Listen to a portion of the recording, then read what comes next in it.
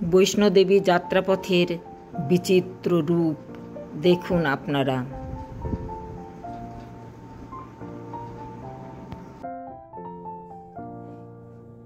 High, আমরা এখন বার হচ্ছি, বৈষ্ণোদেবী মন্দির দেখতে যাব। এক্ষুনি বার হব, আমরা রেডি হচ্ছি তার জন্য। এই যে দুখানা লাঠি কিনেছি আমার আর আমার হাজব্যান্ডের জন্য। লাঠি ধরে ধরে আমরা যাব, দেখি কত দূর যেতে পারি, নাহলে মাঝপথ থেকে ঘোড়া নিতেও পারি, এটাও ভাবছি। তবে যতটা পারি হাঁটার চেষ্টা করব। মায়ের যদি দয়া থাকে নিশ্চয়ই আমরা মায়ের কাছে ঠিক পৌঁছে যাব। আমরা বৈষ্ণোদেবীর পথে এবার যাত্রা করব। হোটেল থেকে এক্ষুনি বার হব, পরে কথা হবে। বাই।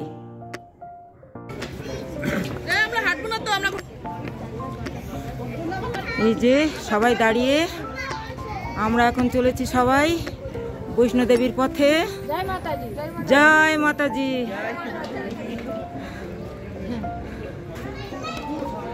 এখন রাত 9:45 মতন। আমরা সবাই বেরিয়েছি রেডি হয়ে হোটেল সাইমহল থেকে। কাটরা থেকে আমাদের যাত্রা শুরু বৈষ্ণোদেবীর পথে। জয় মাতাদি। বৈষ্ণব মাতার পথে যখনই দেখবে হাঁটতে হাঁটতে পারা যাচ্ছে না, কষ্ট হচ্ছে খুব জোর, ফোন একটা জায়গায় বসবে, একদম মেরুদণ্ড সোজা করে, তাহলে জোর শ্বাস নেবে ফুল, একদম আস্তে আস্তে শ্বাস নিয়ে ছাড়বে। যেটা আমাদের গাইড রজত মণ্ডল আমাদের যাত্রাপথের একটু টিপস দিলেন যে কোথাও গিয়ে যদি আমাদের কষ্ট হয়ে যায়, তাহলে তিনি বললেন যে যেন বসে নিয়ে আমরা জোরে জোরে শ্বাস নিই আর ধীরে ধীরে শ্বাস ছাড়ি, তাহলে কিন্তু আমাদের কষ্ট হবে না। টিপসটা কিন্তু খুবই ভালো। আর এই পদ্ধতি অবলম্বন করে আমি মাঝে মাঝেই কিন্তু এইভাবে চলছিলাম পথে, শ্বাস নেওয়া এবং ছাড়া করছিলাম। সঙ্গে আমি ইরাবতী চ্যানেলে, আমি ইরাবতী মণ্ডল, সবাইকে স্বাগত জানাই। আজ চলেছি বৈষ্ণোদেবী মাতার মন্দিরে। এই মন্দিরে যাওয়ার পথে অনেক গল্প আপনাদের শোনাবো আর জানাবো যাত্রাপথের কিছু তথ্য। সেই সঠিক তথ্য না জানলে আপনারা যখনই যাবেন বৈষ্ণব মাতা মন্দিরে, কিন্তু এই তথ্যগুলো না জেনে গেলে আপনারা কিন্তু পথে বিপদে পড়তে পারেন। তাই বন্ধুরা প্লিজ আমার ভিডিওটি স্কিপ না করে পুরোপুরি শুনতে থাকুন। প্রথমেই আমি এই বৈষ্ণব মাতা মন্দিরের গল্পটা আমি বলবো। হিন্দুদের একটি শ্রেষ্ঠ মন্দির হচ্ছে এই বৈষ্ণোদেবী মন্দির। বৈষ্ণোদেবী মন্দির 108 শক্তিপীঠের মধ্যে একটি। বৈষ্ণোদেবী মহাকালী, মহালক্ষ্মী, মহাসরস্বতীর সম্মিলিত শক্তি থেকে তিনি অবতার গ্রহণ করেছিলেন। তিনি কাটরা ত্রিকুট পর্বতে অবস্থান করেন। কাটরা থেকে বৈষ্ণোদেবী মন্দিরের দূরত্ব প্রায় 14 কিলোমিটার। কথিত আছে যে ভৈরবনাথ একটি বিখ্যাত তান্ত্রিক একটি গ্রাম্য মেলায় যুবতী বৈষ্ণোদেবীকে দেখে কামনায় পাগল হয়ে যান। বৈষ্ণোদেবী তার লালসা থেকে বাঁচতে ত্রিকুট পাহাড়ে গমন করেন। পরে তিনি মহাকালী রূপে একটি গুহায় খড়গ দিয়ে ভৈরবনাথের মাথা কেটে ফেলেন। গুহার প্রবেশদ্বারে তার দেহ রাখা হয়েছিল আর মাথাটি পাহাড়ের আরও উপরে উঠেছিল। সেখানে ভৈরবনাথ নামে একটি মন্দির এখন অবস্থিত। দেবী ত্রিকুট পর্বতে পলায়নের সময় কিছু স্থানে অবস্থান করেছিলেন। সেগুলি বঙ্গগঙ্গা বা বালগঙ্গা, চরণ পাদুকা এবং অর্ধকুমারী নামে পরিচিত। বৈষ্ণোদেবীর 3টি ছোট শিলা বা পিণ্ডিকাতে উদ্ভাসিত হন এবং বর্তমানে তিনি সেখানেই অবস্থান করেন। বৈষ্ণোদেবী সাধারণত জম্মু কাশ্মীরের কাটরা শহর থেকে যাত্রা শুরু হয়। যাওয়ার জন্য হেলিকপ্টার, ঘোড়া, পিট্টুকার এবং পালকি এই ব্যবস্থাগুলো আছে। এছাড়া অনেকেই হেঁটে বৈষ্ণোদেবী যান। প্রয়োজনে মাঝপথ থেকে তারা ঘোড়া বা পিট্টুকার ভাড়া নেন। এইসব পিট্টুকার বা ঘোড়া ভাড়া নিতে গেলে অনেক সময় এরা কিন্তু আপনাদের ঠকিয়ে দেবে, কারণ এরা প্রচুর উল্টোপাল্টা দাম বলে। এর জন্য আপনারা ওদের কাছ থেকে রেট চার্ট দেখতে চাইবেন, অর্থাৎ কেমন রেট আছে যাত্রার জন্য রেট চার্ট দেখে নেবেন। আর এইসব পিট্টুকার বা এসব ভাড়ার জন্য রাস্তার মাঝে মাঝেই এদের কাউন্টার আছে, সেই কাউন্টারগুলোতেও আপনারা খোঁজ নিতে পারেন। আমরা হেঁটেই গিয়েছিলাম, অর্ধকুমারী অবধি আমরা হেঁটেই গিয়েছিলাম। পথে যেতে যেতে মাঝে মাঝে আমরা বসে নিচ্ছিলাম আর জোরে জোরে শ্বাস নিয়ে সেটা আবার ধীরে ধীরে ছাড়ছিলাম, ফলে আমাদের কিন্তু খুব একটা কষ্ট হয়নি। আর মাঝে মাঝে আমরা কিন্তু গালে একটু চুইং গাম দিয়ে চুষছিলাম, কারণ চুইং গাম খেলেও কিন্তু প্রচুর এনার্জি পাওয়া যায়। কাজেই বন্ধুরা, আপনারা কিন্তু এইগুলো মনে রাখবেন যে চুইং গাম মাঝে মাঝে নেওয়া, চুইং গাম চোষা বা শ্বাস নেওয়া, এই প্রক্রিয়াগুলো আপনারা করবেন, তাহলে কিন্তু আপনাদের পথে যেতে খুব একটা কষ্ট হবে না। অর্ধকুমারী থেকে আপনারা ব্যাটারি কার ভাড়া করতে পারেন, তবে এই ব্যাটারি কার ভাড়া করতে গেলে আপনাকে কিন্তু এটা অনলাইনেই করতে হবে এবং বৈষ্ণোদেবীর সাইট, গুগলে গিয়ে বৈষ্ণোদেবীর সাইটে এই ব্যাটারি গাড়ি ভাড়ার এটা দেখবেন আপনারা, সেখানে আপনারা ভাড়া করে নিতে পারেন এবং সেই যাওয়া আসা অর্ধকুমারী থেকে ভবন অবধি যাতায়াতের পুরো এটাই আপনারা করতে পারবেন। এবং সময়সূচিটা এখানে দেওয়া আছে, সকাল 8টা থেকে 8টা 10 AM সময় ছাড়ে, তারপর 10টা 30 থেকে 10টা 40 AM, 1টা 30 থেকে 1টা 40 PM, 3টে 30 PM থেকে 3টে 40 PM, 5টা 30 PM থেকে 5টা 40 PM, 7টা 30 PM থেকে 7টা 40 PM এবং 10টা PM থেকে 10টা 10 AM। এই হচ্ছে অর্ধকুমারী থেকে ব্যাটারি কারের যে সময়সূচি। এই সময়ের মধ্যে আপনারা গিয়ে যদি অনলাইনে কেটে এই সময়ের মধ্যে যান, তাহলে আপনারা এখান থেকে ব্যাটারি কার পেয়ে যাবেন এবং ফেরারও একই রকম ব্যবস্থা আছে।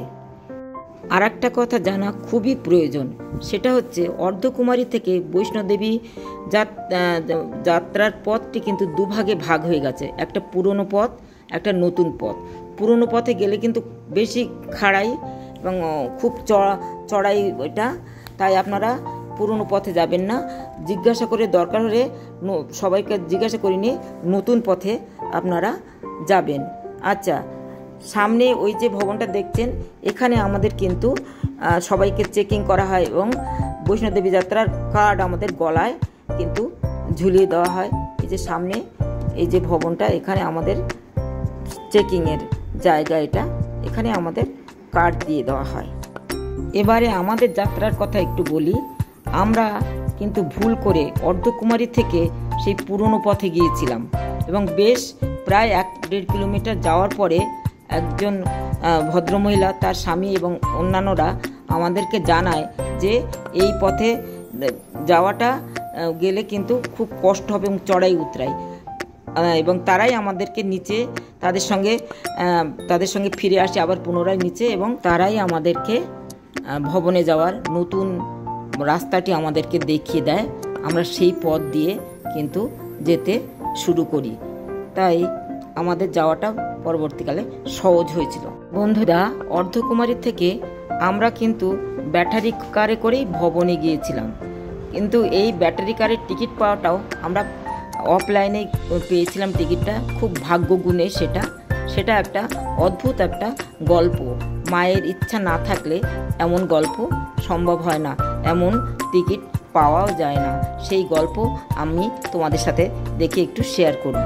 ব্যাটারি কারের ওখানে যখন এলাম, তখন সময় ভোর 5:30-6টার কাছাকাছি হবে। সেখানে এসে শুনলাম যে অনলাইন ছাড়া এই টিকিট পাওয়া যায় না।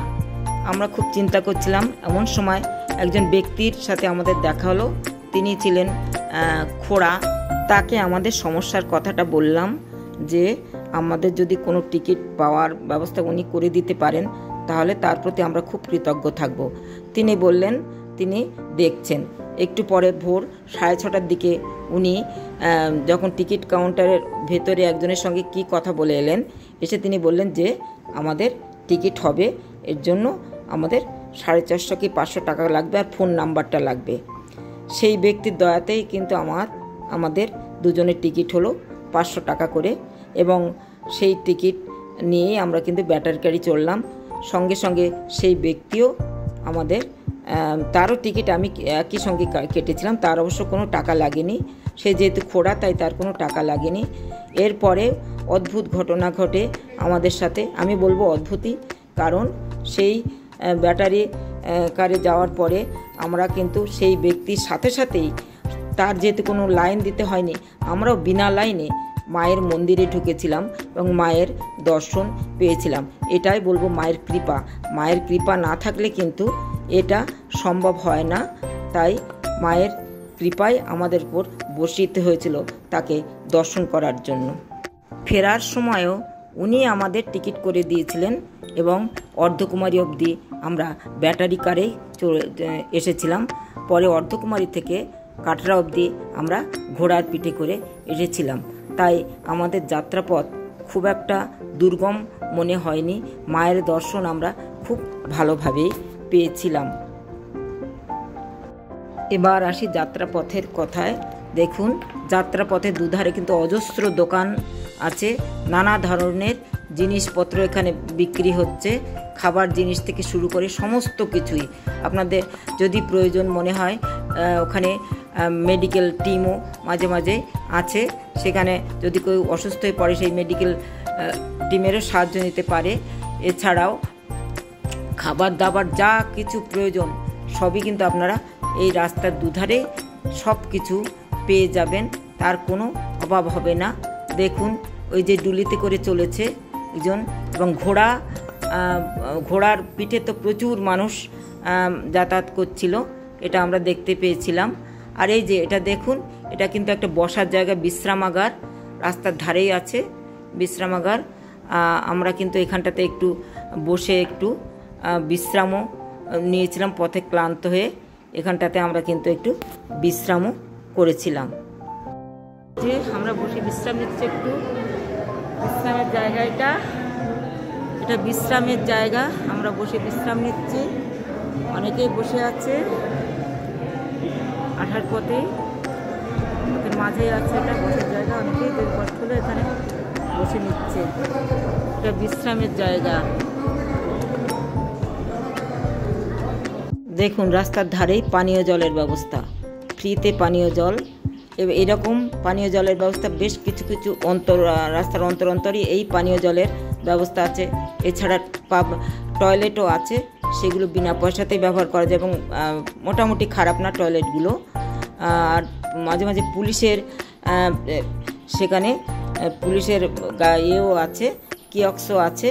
পুলিশ দরকার হলে হেল্প নিতে গেলে পুলিশের হেল্প নিতে পারেন। রাস্তায় খুব সুন্দর সুন্দর মূর্তির দোকান, এই যে দোকানগুলো দেখুন, মা বৈষ্ণোদেবী বা অন্যান্য দেবদেবীর মূর্তি এখানে সব বিক্রি হচ্ছে। দারুণ সব জিনিস বিক্রি হচ্ছে। এই যে রাস্তার ধারে আখের রস, এই যে আখের রস বিক্রি হচ্ছে।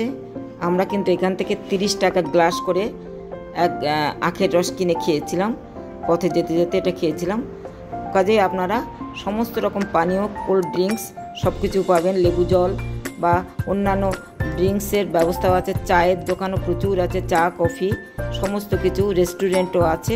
আর যে দেখুন, সারি সারি ঘোড়া দাঁড়িয়ে আছে। প্রয়োজন হলে এইসব ঘোড়া আর ওয়ালারাদের কাছে আপনার ঘোড়া ভাড়া, মানে ঘোড়ার পিঠে করে আপনারা যেতে পারেন। তবে এটা দরদামটা করে নেবেন এবং ওদেরকে রেট চার্টটা দেখাতে বলবেন। এটা কিন্তু মাস্ট, নাহলে ওরা উল্টো পাল্টা আপনাদের দেখাবে, উল্টো পাল্টা দাম বলবে, সেটা আপনারা কিন্তু বুঝে নেবেন। এই দেখুন, আরও একটা জলের জায়গা, রাস্তার প্রায় বেশ কাছাকাছি জায়গাতে এই ড্রিঙ্কিং ওয়াটার এর ব্যবস্থা আছে। কাজেই রাস্তায় যেতে কিন্তু খুব একটা অসুবিধা হবে না, আপনারা মনে করলে কিন্তু যেতেই পারেন এবং সেটা আপনাদের কোনো অসুবিধা হবে বলে আমার মনে হয় না।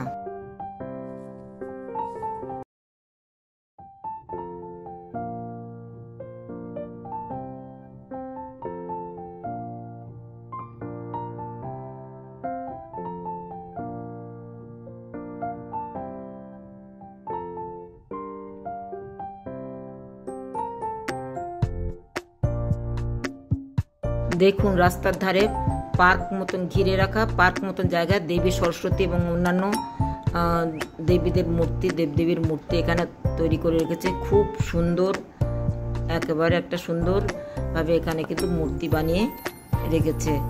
দেখুন, এগুলো রাস্তার দুধারে মাঝে মাঝে কিন্তু এরা এরকমই দেখতে পাওয়া যাবে সমস্ত রাস্তার দুধারে। আর এছাড়া মেডিকেল শপ বা অন্যান্য নানা ধরনের দোকানপাতের তো কোনো অভাবই নেই। এটা আপনারা দেখতে পাবেন, পথের দুধারে দেখতে পাবেন। আর পুলিশের কিয়স্ক তো আছেই, প্রয়োজন মতো পুলিশের কাছে গিয়ে আপনারা সাহায্য প্রার্থনা করতে পারেন। আরও একটা কথা বলি, পিট্টু কারে সাধারণত বাচ্চাদেরই নিয়ে যাওয়া হয় উপর দিকে। নিয়ে আসার সময় পিট্টু কারের কিন্তু বড়দের তুলে নেয়, কিন্তু সেই নেওয়াটা কিন্তু ওরা কিন্তু মাঝপথে ওদের যেখানে কাউন্টার থাকে তার আগে অনেক আগেই আপনাদের কিন্তু নামিয়ে দেবে, অর্থাৎ আমাদের গন্তব্যস্থানের আগেই কিন্তু নামিয়ে দেবে। তাই পিট্টু কারে ওঠার আগে এইগুলো আপনারা একটু মনে রাখবেন, একটু বুঝে নেবেন এই ব্যাপারগুলো। আর দেখুন রাস্তার দুধারে কত সুন্দর তার নানা যে দোকানের শাড়ি পসরা সাজিয়ে আছে। এই যে বিভিন্ন ধরনের লজেন্স, এর থেকে আপনারা ওই কিনে নিতে পারেন। যে যেটা চুইংগামটা খেলে কিন্তু আপনারা একটু শক্তি পাবেন। চুইংগামে কিন্তু কোনো এই দেখুন শৌচালয় পথের দুধারেই, পথে মাঝে মাঝে টয়লেট বা শৌচালয় আপনারা দেখতে পাবেন। এইগুলো কিন্তু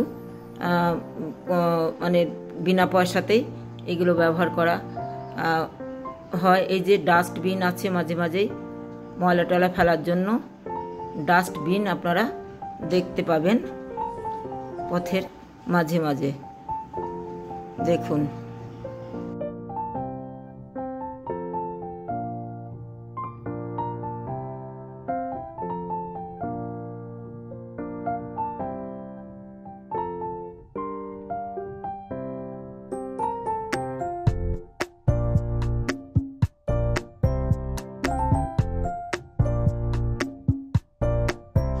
এই যে রাস্তার ধারে এক চায়ের দোকানে আমরা ঢুকে পড়েছি এবং গরম গরম চা, ঠান্ডার মধ্যে বেশ ভালোই লাগছিল। গরম গরম চা খেয়ে নিচ্ছি। চাটা খেতেও কিন্তু সুন্দর, 10 টাকা করে নিয়েছিল আমাদের, কিন্তু খেতে খারাপ না, বেশ ভালোই চাটা।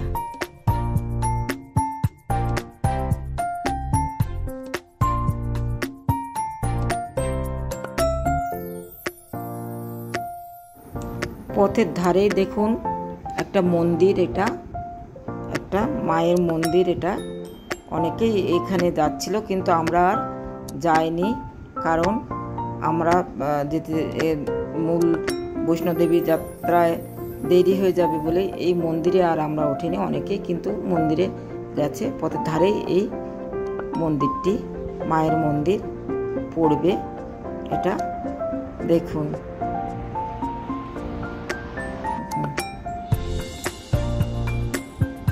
আর একটা কথা আপনাদের জানিয়ে দিই বন্ধুরা, বৈষ্ণোদেবী যাত্রাপথ শর্টকাট করার জন্য অনেক সময় পথের ধারে ধারেই বেশ কিছু দূর অন্তর অন্তর সিঁড়ি উঠে গেছে।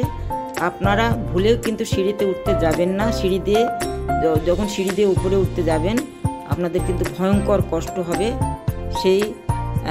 তার ফলে প্রচণ্ড হাঁপানি বাড়বে, ওর থেকে বরঞ্চ এমনিতে যাবেন। আর এইবার দেখুন রাস্তার উপরে প্রচুর যে ঘোড়ার পটি, এত ঘোড়ার পটি, রাস্তাতে হাঁটাই সম্ভব হচ্ছিল না।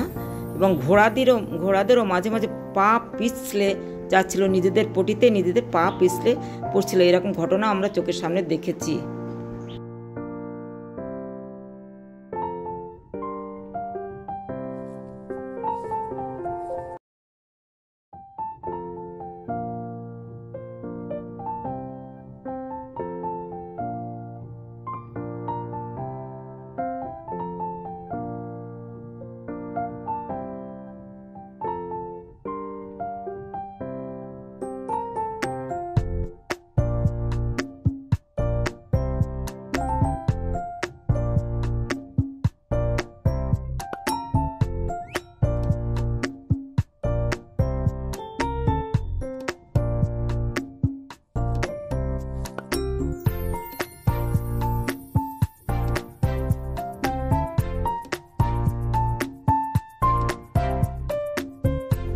ওই যে দেখুন সিঁড়ি রাস্তা যে নেমে আসছে, এইরকম মাঝে মাঝে দেখতে পাবেন সিঁড়ি, খাড়াই সিঁড়ি।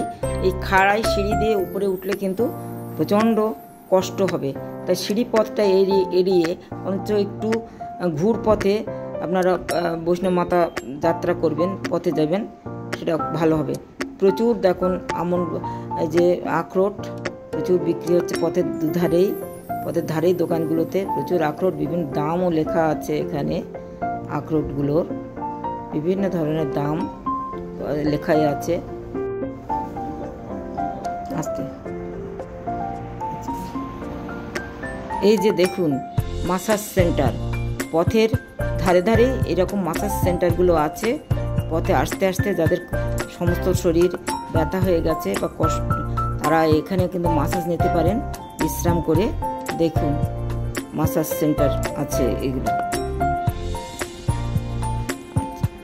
এই যে দেখছেন একটা মেয়ে পথের ধারে, কুমারী মেয়ে, সে ওড়না মাথায় দিয়ে বসে একটা তার ওখানে কেউ টাকা পয়সাও দিচ্ছে, একটা পাত্র রেখেছে, আমিও দিয়েছিলাম। এই যে শৌচালয় আছে পথের দুধারেই, এগুলো দেখা যাবে কিছু দূর অন্তর অন্তরই শৌচালয়গুলো আছে। কাজেই খুব একটা অসুবিধা হবে না এই যাত্রাপথে, আমার বিশ্বাস।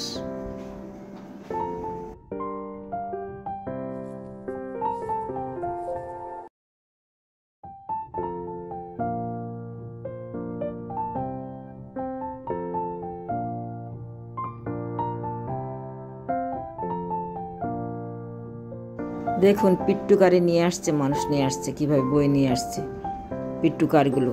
পাশে দেখুন একটা ডাস্টবিন, এই যে একটা গরু শুয়ে আছে রাস্তার উপরে। এই যে আরেকটা বসার জায়গা, এখানে কিন্তু অনেকেই বিশ্রাম নিচ্ছে বসে বসে। অলক লেখা, এটা বৈষ্ণোদেবী এই যে যাত্রাপথের ধারেই এই যে বসার জায়গা। এটা দেখুন বাচ্চাকে কোলে কাঁধে নিয়ে আসছে, সবারই হাতে লাঠি, কারণ লাঠি নিয়ে চলাটা সহজ, কারণ লাঠিতে একটা ভার থাকে, তাই দিয়ে যাওয়ার সোজা হয়, বেশি সহজ হয়। আমরা অর্ধকুমারী পর্যন্ত কিন্তু হেঁটেই গেছিলাম। প্রতি 10 মিনিট হাঁটা অন্তর অন্তর আমরা কিন্তু একটু বসেছিলাম, এবং রাস্তার দুধারেই বসার জন্য প্রচুর বেঞ্চ ছিল, অনেক বসার জায়গা কিন্তু রাস্তার দুধারেই আছে, প্রয়োজন মতো বসতে পারবেন আপনারা। আমরাও তাই করেছিলাম, যেতে যেতেই বসেছিলাম। ওই যে একজন সাধু ঘোড়ার পিঠে যাচ্ছে, ঘোড়ার পিঠে চড়া কিন্তু আমার পক্ষে খুব কষ্টকর হয়েছিল, ফেরার সময় এসেছিলাম, কিন্তু সেটা খুব কষ্টকর, কারণ ঘোড়া যা ঝাঁকুনি দেয় তাতে কোমর ব্যথা হয়ে যাওয়ারই জোয়া। ওই যে একজনকে নিয়ে যাচ্ছে পিট্টুকারে, সে ফিরছে, ওই যে একজন বয়স্ক মহিলা মনে হলো, এই যে বয়স্ক মহিলা পিট্টুকারে, এর কিন্তু যাওয়ার সময় এদেরকে নেয় না, ফেরানোর সময় এই পিট্টুকারে করে ফেরায়, কিন্তু ওরা মূল গন্তব্যস্থানে না নামিয়ে তার আগেই নামিয়ে দেয়। ঘোড়ার পিঠেও কিন্তু অনেকেই চলেছেন, দেখতে পাচ্ছেন ঘোড়ার পিঠে।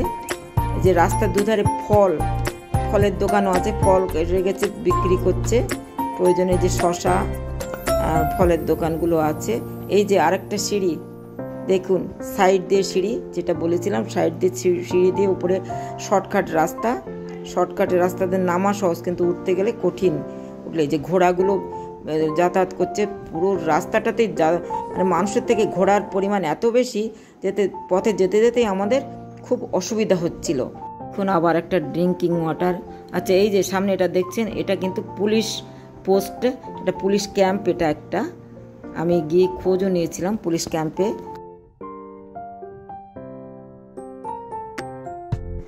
আচ্ছা আমরা এবার কিন্তু অর্ধকুমারী চলে এসেছি, প্রায় ভোর 4টের দিকে আমরা এই অর্ধকুমারী এসেছি। অর্ধকুমারীর এখানে, এটা অর্ধকুমারী, এটা দেখুন অর্ধকুমারী চারপাশটা দেখুন।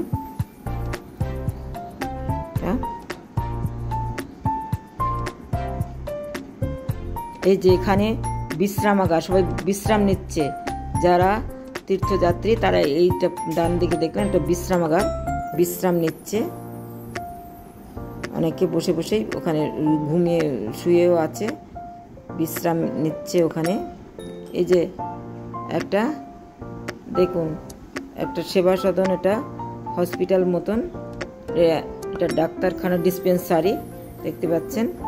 ওই যে অর্ধকুমারীর মন্দিরটা, ওই যে হলুদ আলোকমালায় সজ্জিত অর্ধকুমারী মন্দির, যেখানে দেবী বৈষ্ণমাতা বিশ্রাম নিয়েছিলেন 9 মাস, ওখানে তিনি সাধনা করেছিলেন। এই সেই অর্ধকুমারী।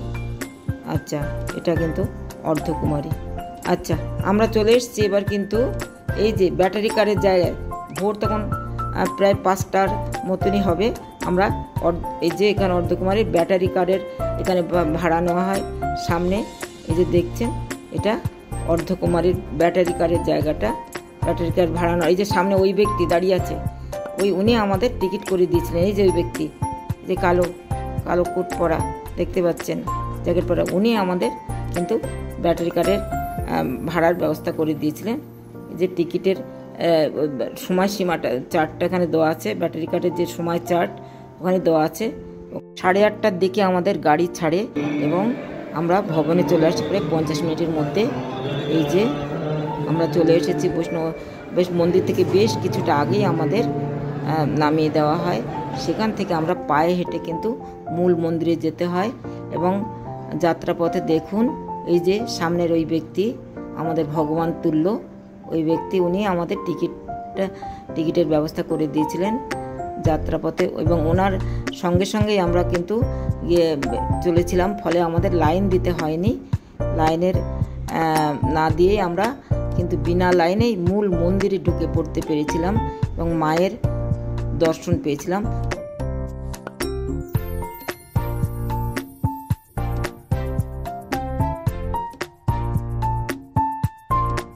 মূল মন্দিরে যাওয়ার আগে কিন্তু আমাদের চেকিংয়ের মধ্যে পড়তে হয়েছিল এবং সেই চেকিং করার আগেই আমাদেরকে একটা লকার নিয়ে সেখানে আমাদের ব্যাগপত্র জুতো সব রেখে লকারে তালা বন্ধ করে চাবিটা আমরা নিজের কাছেই রেখেছিলাম। লকার নেওয়ার জন্য আমাদের কোনো টাকা পয়সা দিতে হয়নি। দর্শন শেষে লকার থেকে নিজেদের জিনিসপত্র নিয়ে বার করে নিয়ে আবার চাবি আমরা জমা দিয়েছিলাম। এই যে দেখছেন বাতিংঘাট, এখানে যাত্রীরা স্নান করে মায়ের মন্দিরে ঢোকেন অনেকেই, তার জন্য এই যে বাতিংঘাট। এই যে দুর্গা ভবন, এটাও কিন্তু এখানেও কিন্তু লকার পাওয়া যায় জুতো রাখার জন্য এবং অন্যান্য ব্যাগপত্র মোবাইল সব রাখার জন্য। এই যে দুর্গা ভবন বা আরও কিছু কিছু ভবন, এই যে ঘরগুলো দেখছেন, এখানে কিন্তু লকার পাওয়া যায়। এই লকারগুলোর কিন্তু কোনো টাকা দিতে হয় না। ওই যে দূরে মায়ের পাহাড়, ওই যে দেখছেন মায়ের পাহাড় দেখতে পাচ্ছেন।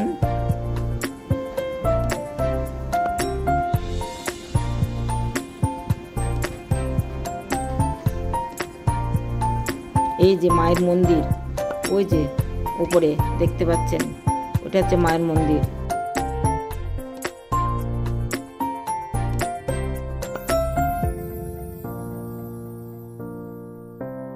শিলাকৃতি বৈষ্ণবমাতা দেবীকে দর্শনের পর আমরা এখন ফিরে আসছি।